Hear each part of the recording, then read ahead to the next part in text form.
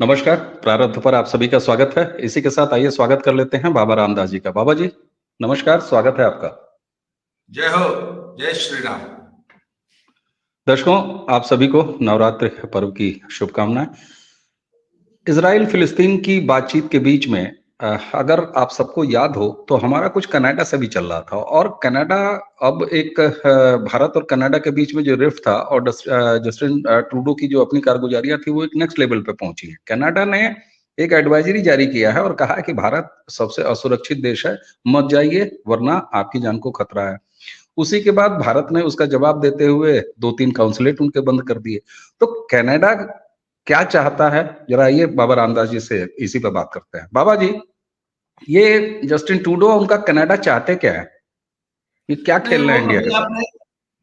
अभी आप ये कह गए कि भारत ने कॉन्सुलेट बंद कर दिए। कॉन्सुलेट कनाडा ने बंद किए हैं। भारत के अच्छा। पास कोई अधिकार नहीं है कि वो किसी का कॉन्सुलेट बंद कर दे।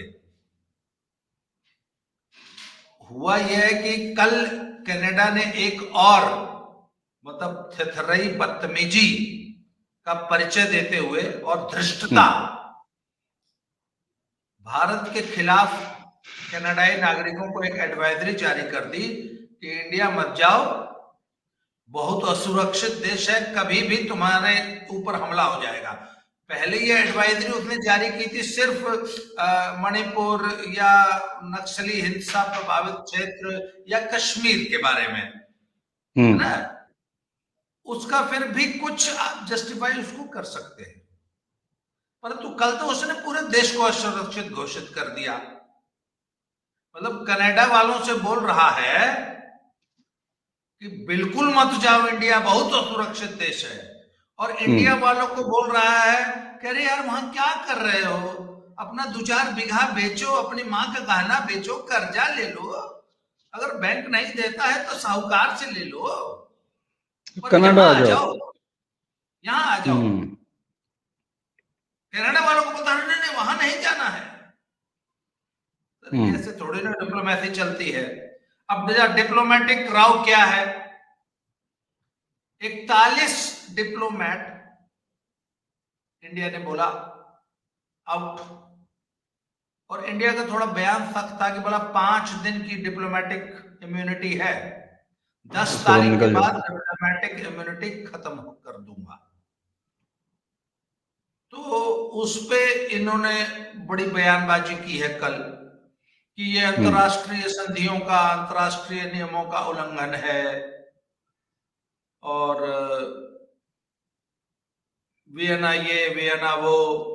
तो कल भारत के विदेश मंत्रालय ने एक बयान जारी किया कि हमने किसी अंतर्राष्ट्रीय संधि का उल्लंघन नहीं किया है, हमने किसी अंतर्राष्ट्रीय नियम या प्रोटोकॉल का उल्लंघन नहीं किया है। डिप्लोमेटिक प्रोटोकॉल को हम भी समझते हैं। वियना की संधि का क्लॉज है 11.1 वो ये कहता है कि दोनों देशों में कितने राजनयिक रहेंगे, इसका फैसला दोनों देश मिल बैठकर आपसी सहमति से करेंगे, and there should be a balance. Bharat ये कहता है कि ओटावा में जितने हमारे राजनयिक हैं, ओटावा में मतलब कनाडा की राजधानी में, उतने तुम इंडिया में रखो। हमारे 20 हैं, तुम्हारे 60 का क्या मतलब? हमारे वहां 20 हैं तो तुम भी 20 करो, 40 हटाओ यहां से। और वो भी तब जब तुम ये कहते हो कि भारत सबसे असुरक्षित है तुम्हारे कनाडाई सिटीजन के लिए, तो एक्स्ट्रा काहे लादे पड़े हो? सही बात है। तो कल ये बयानबाजी कल की है, लेटेस्ट। इस बीच उसने क्या किया है कि अपनी चंडीगढ़, बेंगलुरु और मुंबई कॉन्सुलेट बंद कर दी। अब हमारे पंजाबी भाई, उनको भाई चंडीगढ़ सूट करता है। अच्छा, क्या है कि वो अमेरिका तो बाकायदा जिसको वीजा देना होता है उसको बुलाकर इंटरव्यू लेता है। कनाडा इंटरव्यू नहीं लेता, सिर्फ कागजों पे ही वीजा डिसाइड कर देता है, खाली वो बायोमेट्रिक्स लेता है। तो बायोमेट्रिक्स लेने की एक सुविधा बना रखी है, कुछ एजेंसीज को एम्प्लॉय कर रखा है। वो उन्होंने एक जलंधर में ऑफिस खोल रखा है, एक इनका कॉन्सुलेट था, बाकायदा वाणिज्य दूतावास है चंडीगढ़ में, तो अब एक तो स्टाफ कम हो गया, और दूसरे ये जो है वीजा लगाने में वैसे टाइम बहुत लेते थे। अच्छा, ये तो मतलब वो बात हो गई कि वीजा फीस ही, मतलब वीजा फीस से कमाते हैं, सीधी सी बात है। इनकी इकोनॉमी का एक बहुत बड़ा स्रोत है हिंदुस्तानियों की वीजा फीस। 1000 आदमी वीजा के लिए अप्लाई करेंगे तो एक को वीजा देंगे, 999 की वीजा फीस, जो कि खुद 35-40 हजार रुपया होती है ना। $500,000 कमा लेते हैं। कमाई का ही साधन बना रखा है इन लोगों ने, बिना किसी जस्टिफिकेशन के, बिना किसी कोई कारण बताए वीजा रिजेक्ट कर देंगे। हिंदुस्तानी फिर भी जो है तेल लगाए, लाइन लगाए खड़ा रहता है। तो अब हुआ क्या कि पहले 1 महीने में स्टूडेंट वीजा इंटरनेशनल, जो कि दुधारू गाय होती है, स्टूडेंट वीजा वाला जो स्टूडेंट होता है वो इनके लिए दुधारू गाय है, जो कि इनकी थर्ड क्लास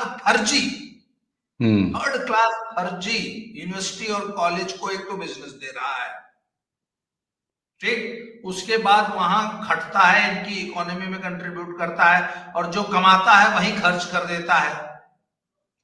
ठीक बात। तो बहुत बड़ी दुधारू गाय हो गई ना। बिल्कुल, और क्या, घर से लाता है वहीं खर्चा करता है, वहीं कमाता है वहीं खर्चा करता है। और जिंदगी भर इनका गुलाम बन के रहता है।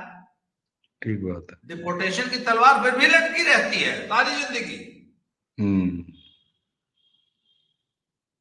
अच्छा, इनके वहां पे जो वीजा की प्रोसेस है उसमें एक ऑफर लेटर जनरेट होता है। जैसे आपके बच्चे को कनाडा में पढ़ना है, तो एक कंसल्टेंट के पास आपका, उसने बोला जी फलाना कॉलेज में एडमिशन ले लीजिए, बहुत अच्छा कॉलेज, तो वो उस कॉलेज में अप्लाई करता है यहाँ बैठे बैठे, तो वहां पे वो ऑफर लेटर भेजता है कि ठीक है आ जाइए, हम आपको एडमिशन दे देंगे। ऑफर लेटर होता है, वो ऑफर लेटर फर्जी था, उसमें 700 छात्र भारत के चले गए।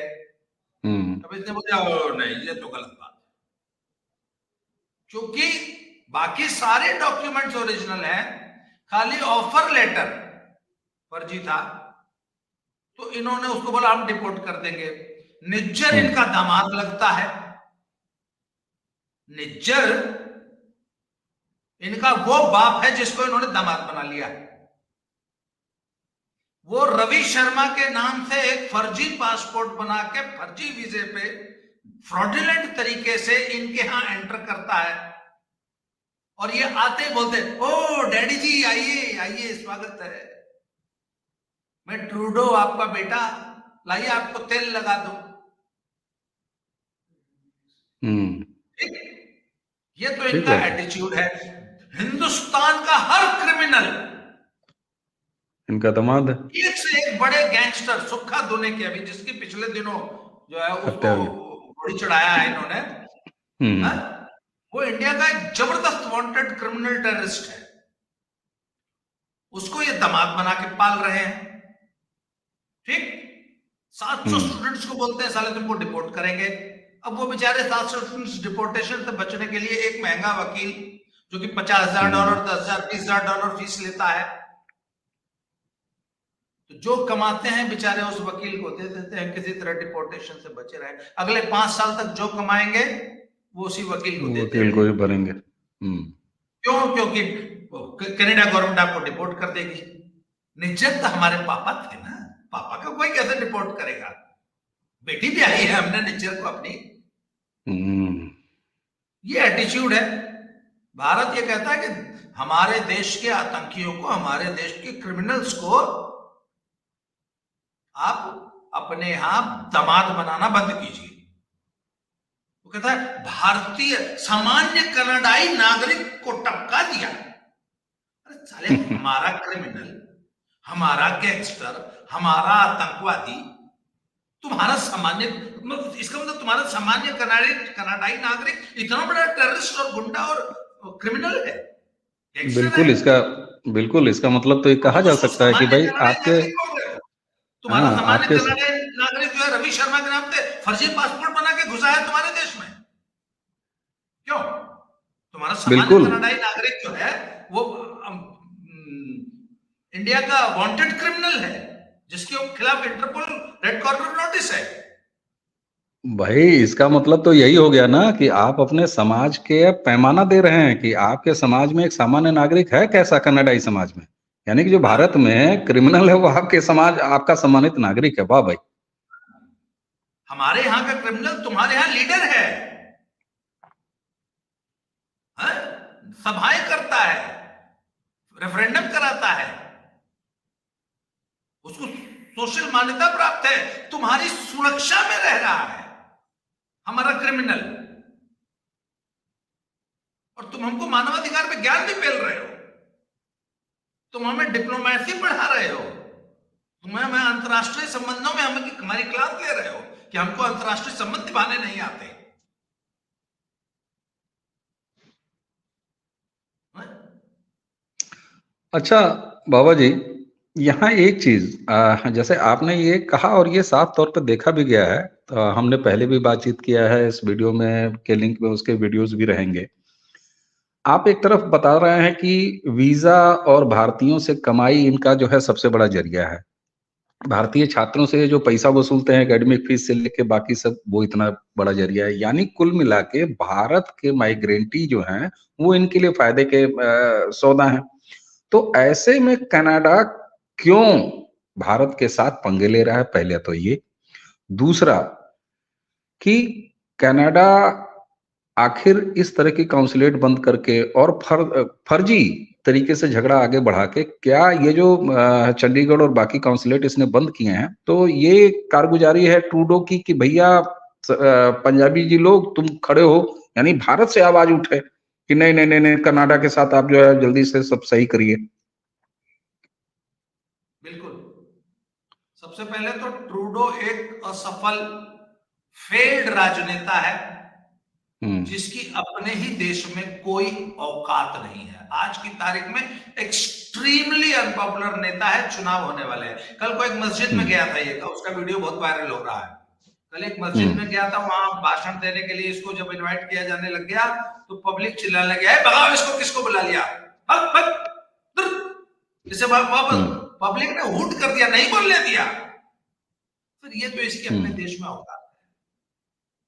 इसकी पार्टी का खुद नेता जो है वो इसको बोल रहा है, कह रहे किसको तुमने इतने देश का बेड़ा गर्क कर दिया। कल एक उसने $600 बिलियन छापा है। जब से कोविड आया है ना, इस आदमी ने $600 बिलियन की करेंसी नोट छापा बताया। तो कहते हैं भैया करेंसी नोट तुमने छाप दिए, महंगाई इतनी बढ़ गई, हर चीज का दाम 3 गुना 4 गुना हो गया, तुम तो देश को वेनेजुएला बना दोगे। ठीक बात। वेनेजुएला की यही तो प्रॉब्लम है। बिल्कुल। कनेडियन डॉलर की वैल्यू दूध खरीदने लायक रही नहीं गई है,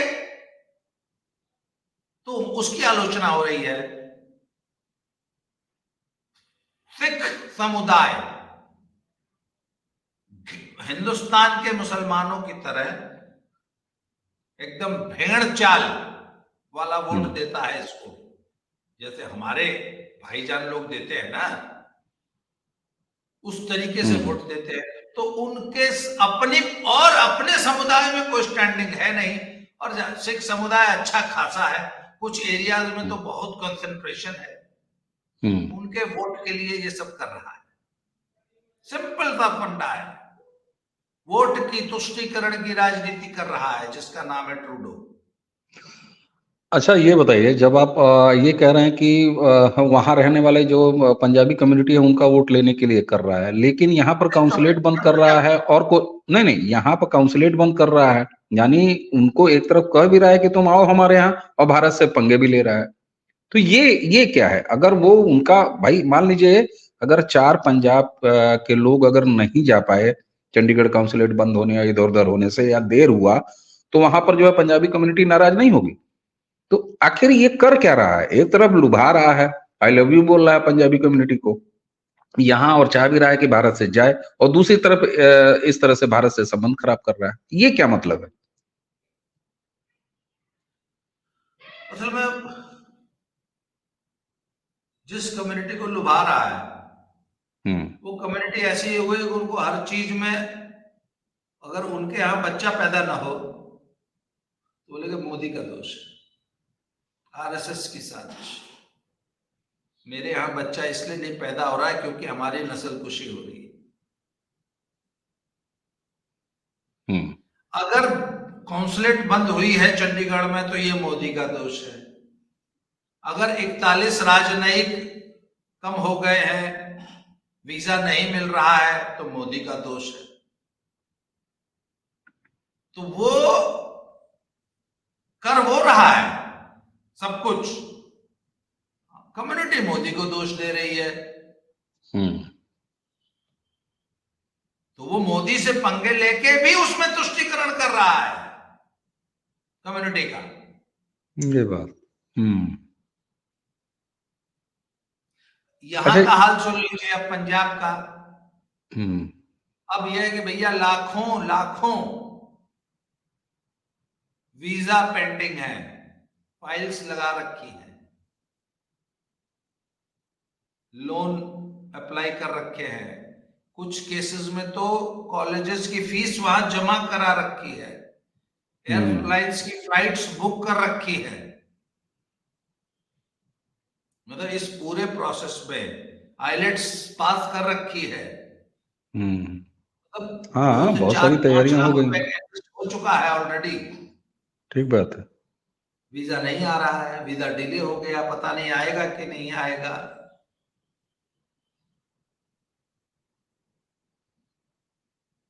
तो अब पंजाबियों का तो सुहाग उजड़ गया ना। मैं वही कनेडे तो कह का रहा हूं। अगर वीजा हाँ। नहीं मिला तब तो भविष्य चौपट है। तो यहां तो नींद नहीं आ रही लोगों को। अरे बिल्कुल, वही तो। मतलब जहां जिस कौम या जिस समाज में उनकी जिंदगी का एक मकसद हो कि कनाडा जाना है ना, तो वहां तो मतलब वज्रपात हो गया होगा, वो तो हम मान रहे हैं।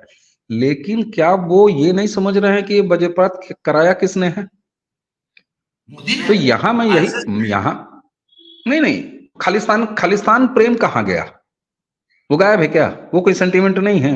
उनको नहीं पता है कि खालिस्तान प्रेम की वजह से ये सब बवाल हो रहा है और खालिस्तानी जो है वो माइंडसेट वाले ये सब बवाल हमारे लिए करा रहे हैं? नहीं, ऐसा कुछ है ही नहीं। कौन सा क्यों? खालिस्तान? नेचर तो बहुत अच्छा लड़का था। अच्छा।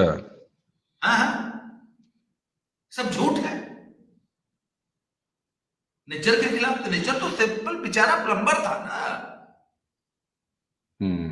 तो मोदी झूठ बोलता है नेचर के बारे में। नेचर जैसा तो साधु महात्मा धर्मात्मा, he was such a good father, you know. कितना अच्छा पिता था नेचर। उसके बेटे का बयान आया है कल परसों।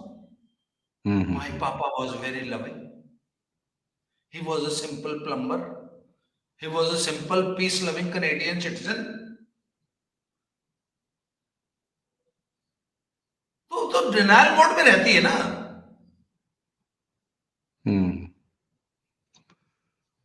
ये तो उस टाइप का साउंड कर रहा है जैसे बुरहान वानी के लिए होता था कि है मास्टर का लड़का, हाँ, बेचारे पढ़ाकू लड़का है। मास्टर का लड़का जिसके 12वीं में मैथ्स में बहुत अच्छे नंबर आए थे। हम्म 12वीं में मैथ्स में बहुत अच्छा नंबर लिया था हमारा लड़का।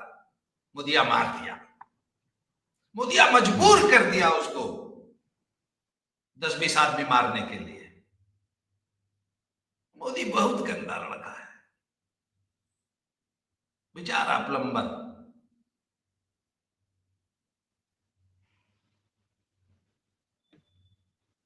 जी जी। अच्छा, अब यहाँ पर एक चीज तो बिल्कुल साफ समझ में आ रही है कि कनाडा अपनी तरफ से पंगे लिए जा रहा है। इसी तरह से जिस तरह से ये नायक मार रहा है, और आप ये देखिए ये बड़ी आसान बात नहीं है कि आप कह रहे हैं कि वहां पर ग्राउंड पर जो है पंजाबी समाज में इनके लिए समर्थन है, और समर्थन नहीं है तो मतलब इनके लिए अच्छी राय है। ऐसी ही राय तो डिब्रूगढ़ वाले बाबा जी के बारे में भी थी। तो भारत किस तरह का स्टैंड इस समय रख रहा है कनाडा की सारी बदमाशियों को हैंडल करने के लिए, और उसका आगे चल के ये पूरा मामला कहीं आगे और बढ़ते हुए देख रहे हैं आप? किस तरफ बढ़ेगा अगर बढ़ेगा तो? फैक्ट ये है कि कनाडा घुटनों पे आ चुका है। हम्म फैक्ट ये है कि कनाडा घुटनों पे आ चुका है, खाली पोस्चरिंग कर रहा है। पोस्चरिंग कर रहा है। कल उनको एक बयान उनका आया है, इससे बहुत नुकसान हो जाएगा। अब वो वहां के डायस्पोरा को भड़का रहा है कि अपनी सरकार पर दबाव बनाओ। वो यहाँ पे इंडिया में जो कम्युनिटी बैठी है, जिसको हर कीमत पे मां का गहना और जमीन, बाप की जमीन बेच के कनाडा जाना है, उसको भड़का रहा है कि अपनी सरकार पे यहां दबाव बनाओ। कनाडा के सामने झुक जाओ। अगर कनाडा टाइट है तो तुम काहे टाइट होते हो? अगर कनाडा ने तुमको दुपड़ाका मार दिया, तुम काहे मार दिए वापस? बल्कि और तो गांधी जी के शिष्य हैं हम लोग। अगर कनाडा इस गाल पे 2 पड़ाका मारा तो मोदी तुमने दूसरा गाल काहे आगे नहीं किया? तो देशी कनाडा प्रेमी और जो डायस्पोरा वहां रह रही है, उनके माध्यम से भारत सरकार पे दबाव बनाओ कि वो कनाडा के आगे झुक जाए। नहीं, का झुक जाए? हम यही तो जानना चाह रहे हैं, का झुक जाए कि नहीं, ये कनाडा ने अगर बोल दिया है कि भारत ने निज्जर को मरवाया है, तो why should India retaliate? India ने क्यों अपने वापस बुलाए राजनयिक वहां से? इंडिया ने क्यों यहाँ से 41 राजनयिकों को वापस भेज दिया? हमारा वीजा का सारा धंधा खराब हो गया। अच्छा बाबा जी, एक चीज बताइए कि इकरारे जुर्म के लिए तुम इतना परेशान हो, तुम चाहते हो कि इंडिया मान ले कि निज्जर को जो है ठुकवा दिया इंडिया ने। अरे भाई, तुम्हारे पास सबूत है, तुम साबित कर लो। ये कहना हो पा रहा है? सबूत तो बहुत कुछ है नहीं ना तक। अरे भैया, सबूत होता तो दे देते। और निज्जर की बात तो बहुत से टपक गए। निज्जर की बात तो पुरानी हो गई। हाँ। तो क्या मानते हैं कि केवल और केवल खालिस्तानी प्रेम और खालिस्तानी मानसिकता का प्रेम और वहां जाके कैनेडियन इकोनॉमी में वहीं कमाना, वहीं रहना, वहीं खर्चा कर देना और वहीं जीना, उसी के लिए पसीना बहाना, केवल एक तरह से गिरमिटिया मजदूर के तौर पर ट्रूडो सोच रहा है, और जिसको ये पंजाबी समाज अभी समझ नहीं पा रहा है। वो कनाडा में जाके कनाडा कर रहा है। ये गिरमिटिया मजदूर के अलावा है क्या वहां जाके? स्लम्स, मतलब वहां पे बेसमेंट में रहने का मतलब it is equivalent to living in a slum. वो तो वहां कुछ ईश्वर की कृपा है कि टेम्परेचर -40 डिग्री बन गया है, नहीं तो ये वहां जाके झुग्गी बना के रहते जैसे दिल्ली में रहते हैं। और कनाडा का इलीगल बेसमेंट, वहां 2 किस्म की बेसमेंट होती है। एक लीगल होती है जिसमें पूरा आप वहां के मानकों का पूरा फॉलो करते हैं, वो लीगल बेसमेंट होती है। कुछ लोग इलीगल बेसमेंट बना लेते हैं, अपने घर में एक तहखाना बना लेता है। बेसमेंट इज तहखाना, जिसमें ना तो फ्रेश हवा का संचार होता है, हवा वैसे भी -40 डिग्री हवा है तो कैसे आएगी ताजी, और नारकीय कंडीशन होती है। उसमें 1-2 दिन तो आप अच्छे से रह सकते हैं, जब जीवन उसमें बिताना हो, आप सोच के देखिए। समझा जा सकता है, और बिल्कुल उसमें सही भी भाई वहां का जो भाई, आप एक मिनट मुझे एक बात बताइए, आप अच्छी जिंदगी की तलाश में कनाडा गए हैं, रहने के लिए घर नहीं है, देने को किराया नहीं है, झुग्गी का किराया आप अफोर्ड, झुग्गी में भी एक झुग्गी में 8 आदमी, बेसमेंट को मैं झुग्गी बोलता हूं, उस झुग्गी का भी किराया दे नहीं पा रहे हो, उसके लिए देह बेचनी पड़। जी हां, झुग्गी का किराया देने के लिए पंजाबी लड़कियां देह बेच रही हैं। ये सच हमने अपने विस्तार से बतियाया है, एक अलग वीडियो में बतियाया है। सही कह रहे हैं आप। पंजाब से अपने महतारी का गहना और बाप और दादा की जमीन बेच के अच्छी जिंदगी के लिए गए थे। वहां लड़की भाड़ा नहीं कमा पा रही है मेहनत करके, इसलिए दूसरे तरीके से पैसा कमा रही है। वहां पे इंडियन स्पा, इंडियन गर्ल्स की एस्कॉर्ट सर्विस, कल ही मैं भी एक रिपोर्ट पढ़ रहा था, इंडियन गर्ल्स की एस्कॉर्ट सर्विस, इंडियन गर्ल्स के और दुनिया भर के अड्डे, जहां लिखा है इंडियन गर्ल्स अवेलेबल। इसके अलावा मकान मालिक, झुग्गी मालिक कहता है कि कोई बात नहीं, अगर पैसा देने के लिए नहीं है तो अन्य बहुत तरीके से तुम जो है किराया दे सकती हो। तो वो किराया चुकाती है, उनका खाना भी बना के खिलाती है, उनको उनके घर में नौकरानी का काम भी करती है, सिर्फ इसलिए क्योंकि उनकी झुग्गी में रह रही है मुफ्त में। इतनी बड़ी कीमत चुका रही है। और ये जो है अच्छी जिंदगी की तलाश में, पंजाब नर्क है, कनाडा को स्वर्ग मान के वहां गए हैं, गुरुद्वारों में खाना खाते हैं, वो भी गो रोटी गिन के दे रहा है आजकल गुरुद्वारा। एक लड़की ने वीडियो बनाया था कि मैंने एक परोठी खाई और दूसरी पैक कर ली तो 4 आदमी आ गए, 4 आदमी आए, रोटी चेक कराओ, इतना रोटी कहाँ ली हो? बोले जी मैंने तो एक खाई है, एक ली है, वो भी मांग के लिए, चुराई नहीं है। वो रोटी वापस ले गए।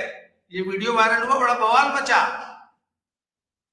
इस ससुर जो ना अपन जमीन जायदाद बेच के कि कनाडा स्वर्ग है। अच्छा, बच्चा बच्चा ये वीडियोस देख रहा है पंजाब का, मुझे बोला अरे वहां जा रहे हो, पहले भूखे मर जाओगे। फिर भी कोई असर? फिर भी जा रहे हैं, फिर भी 1.5 लाख एप्लीकेशन पेंडिंग है।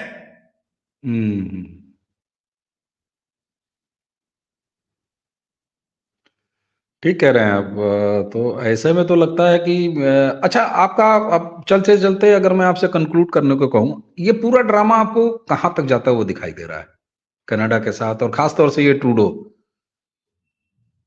तो बहुत जल्दी प्रदेश से बाहर हो जाएंगे, चुनाव वहां होने वाले हैं। वो पियर पॉलिवर नाम के उन्हीं की पार्टी के हैं और सरकार बदल जाएगी। परंतु ये जो एक झुग्गी, वो घेटो मानसिकता का जो वोट बैंक वहां डेवलप हो गया है, वो नया पार्टी पकड़ लेगा। उसको तो वोट देना है, जो उसका तलवा चाटेगा उसको वोट देंगे। तो उनके पास तो वोट की बार्गेनिंग पावर है ना सर। तो वो तो आपने बताया, हाँ वो तो आपने बताया ही। हिंदुस्तान में एक बहुत बड़ी बीमारी हो गई है कि मेहनत नहीं करना है, शॉर्टकट से सब कुछ हासिल हो जाए। उनको ये नहीं पता कि शॉर्टकट असल में बहुत लंबा लॉन्ग कट है। अच्छा, ये सब अभी भी पास्ट में जी रहे हैं। 40 साल पहले जो लोग कनाडा में गए वो बड़े सुखी हैं। अच्छा, इनके यहाँ एक और चीज होती है सर, ये ना रिसर्च करते रहते हैं कि अब नया तरीका, जैसे ही कनाडा का वीजा मिलना मुश्किल हुआ, ठीक, इनकी जो रिसर्च इंडस्ट्री थी उन्होंने तुरंत नई रिसर्च चालू कर दी। अब बताओ आप कौन सी कंट्री में भेजा जाए। कनाडा अगर बंद हुआ तो तुरंत कोई नया कंट्री ढूंढ लेंगे, कोई नया तरीका ढूंढ लेंगे। पहले सबसे पहले विजिटर वीजा पे जाते थे, वहीं रह जाते थे। उसके बाद विजिटर वीजा सरकारों ने देना बंद कर दिया वहां की, तो ये शादी करके जाने लगे। शादी करो, स्पाउस वीजा पे चले जाओ। फिर वहां के लड़के लड़कियों ने, पंजाबी लड़के लड़कियों ने शादी करना बंद कर दिया, कहता है बेकार होती है, हमें नहीं चाहिए तुम्हारी शादी। तो इन्होंने नया तरीका ढूंढ लिया, स्टूडेंट वीजा। पिछले 10 साल से स्टूडेंट वीजा चल रहा है, आजकल स्टूडेंट वीजा पीक पे है। स्टूडेंट वीजा हो सकता है कल को बंद हो जाए, कुछ और हो जाए, तो कोई नया तरीका ढूंढे। कॉन्ट्रैक्ट मैरिज भी तो है। एसाइलम का, इस बीच एक तरीका एसाइलम का था कि हमारे देश की सरकार बहुत जालिम है, हमको मार देगी, इसलिए हमको कनाडा से वापस मत भेजो। एसाइलम लेना, शरणार्थी बन के रहना। तो शरणार्थी बन के रहने के लिए अपनी सरकार की आलोचना, अपनी सरकार को गरियाना लिखित रूप में अनिवार्य होता है। हमारी सरकार बहुत जालिम है, वहां ये बताना होता है। तो देशद्रोह का इससे बड़ा उदाहरण क्या होगा कि हजारों पंजाबी देशद्रोह करके देश को जालिम हिटलर बता के, शाह बता के वहां शरण मांग रही है। ठीक बात है। मतलब कुल मिला के मामला सिलसिला रुकने वाला नहीं है। नहीं एकदम एकदम जब हसरत एकदम से जो है घर द्वार बेचकर और बिल्कुल जो है निकल जाना है किसी भी कीमत पर, तो ये सिलसिला रुकेगा कहाँ। ये भी ठीक ही बात है। लेकिन इसी के साथ संतोष इस बात का भी मुझे लगता है कि होना चाहिए कि भारत सरकार भी मुंहतोड़ जवाब दे रही है। बोलिए कायदे से रहो और स्पष्ट रूप से भाई तुम एक को निकालोगे, यहाँ पे तुमसे ज्यादा निकालेंगे। तो ये एक टसल जो चल रही है इस बीच में, अब आपने जो बताया एक ही निराशाजनक बात मुझे समझ में आ रही है कि पंजाब का जो समाज है वो अभी इस पर जो है अजीब तरीके से मतलब एक तरह से नेगेटिव रिएक्ट कर रहा है। तो ये वो नहीं समझ पा रहा है कि दरअसल ये सारा बवाल उसके सर पर आया ही खालिस्तानियों की वजह से है। अब इसकी क्या वजह है, इस पर फिर कभी बात करेंगे। जी, जी। तो मुझे लग रहा है वो समझ ही नहीं पा रहे हैं कि दरअसल ये हमको लाठी मार कौन रहा है ना? और या तो समझ रहे हैं, अब क्या लगाव है, क्या छुपाव है, कुछ समझ में नहीं आ रहा है कि वो जानते हुए कि ये खालिस्तानियों का किया धरा है, उनकी वजह से हमको भुगतना पड़ रहा है, हमारे बच्चे नहीं जा पा रहे हैं कनाडा। लेकिन फिर भी इस पर कभी और विस्तार से बात करेंगे और इससे पहले भी हमने बात किया है उस सारे वीडियोस की चर्चा जो कनाडा पे है और इस तरह की समस्या पंजाब की जो माइग्रेशन की समस्या है उस पर बात किया है दर्शकों। इसी वीडियो के लिंक में आपको मिलेगा। तो आज की चर्चा के लिए बाबा रामदास जी को धन्यवाद देते हुए आप सभी से आज्ञा लेंगे। नमस्कार, बहुत बहुत प्रणाम। बाबा जी आपको बहुत बहुत धन्यवाद।